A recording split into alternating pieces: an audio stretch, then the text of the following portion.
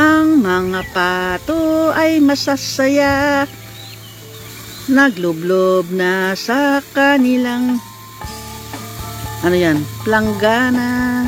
Planggana yan na ibinaon. O, diba? Masasaya ang mga pato.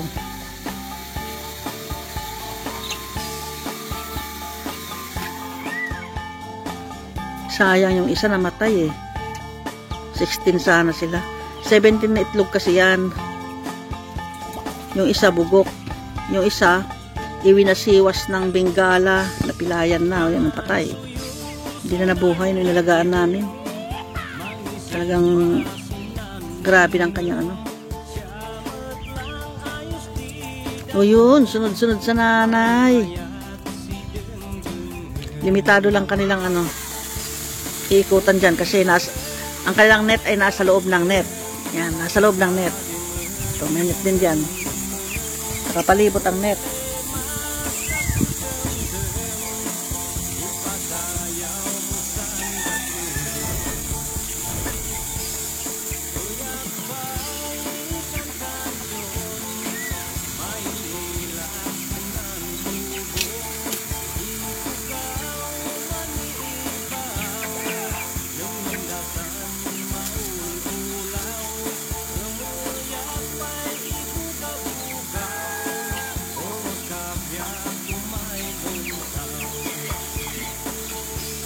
Hindi makakyat.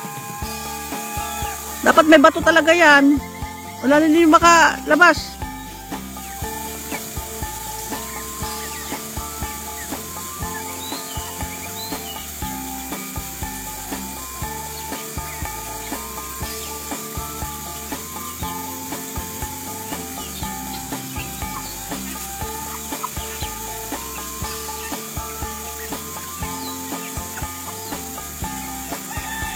Sandali lang yan, ano? Malilit pa sila ngayon. 3 months. Lalaki na.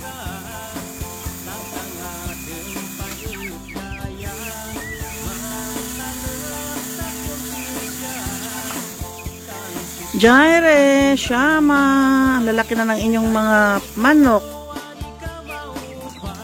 Pag uwi niyo rito yan, manghuhuli kayo. Habulin niyo itong mga manok na to.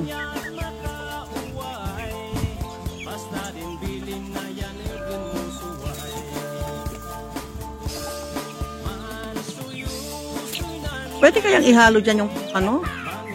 Pato ni Jane? Lolo? Pwede ihalo dyan? Pato niya, yung may anak? Dito sa ano, sa mga pato na yan para may kalaro. Ayan na, lalala. Hindi para nalalala. Ala, anong nangyari? Bakit anong meron doon? Kuyog din sila ha?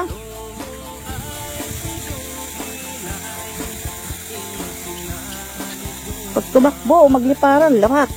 Magliliparan na. Wala, sige, away. Away sila. Kurr! Kurr! Kurr! Kurr! Alam ba nila yung tawag na yun?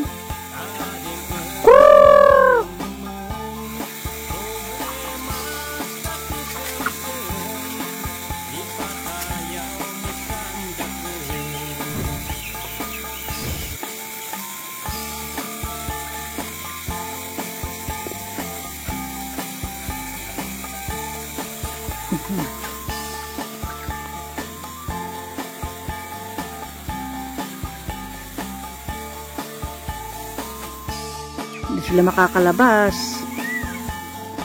Kahit punta sila sa malayo, pumunta doon sa dulo.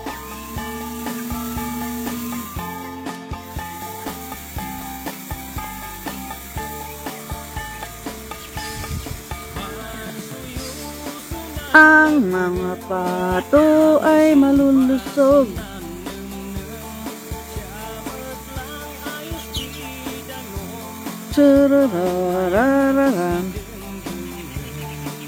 May pagkain sila. Ayun, may pagkain na. Mukhang mais yata yung kinakain nila.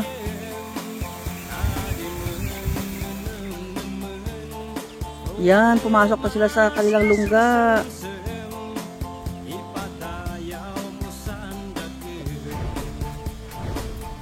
Ay, wala bang saraduhan o wala bang pintuan, Lolo? Sarado? Paano yan paggabi? Baka pasukin ng pusa dyan. Oo nga, pero papasukin ng pusa. Nakapasok pa sila sa loob ng maliit na net na yan, kulungan. Ang problema naman, kung pasukin sila ng pusa dyan. O ng uwak.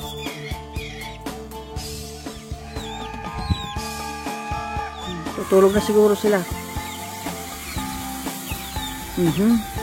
Mag-aapon na. Tawag din sa amin sa Ilocano, apon, agapon dan. Yung bang pupunta na sila sa mga kahoy at doon matutulog, anong tawag nun? Mag-apon na. Ang pangit naman ng pagkakasabi ko. Mag-apon. Parang bulol yun ah.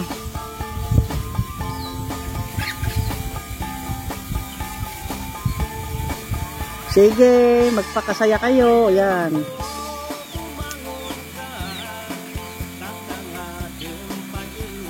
Bye-bye muli. Hanggang bukas. Hanggang susunod muli.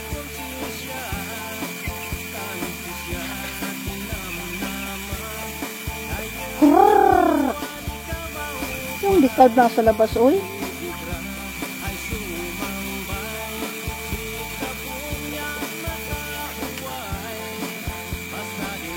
Barkada ang tatlong maliliit.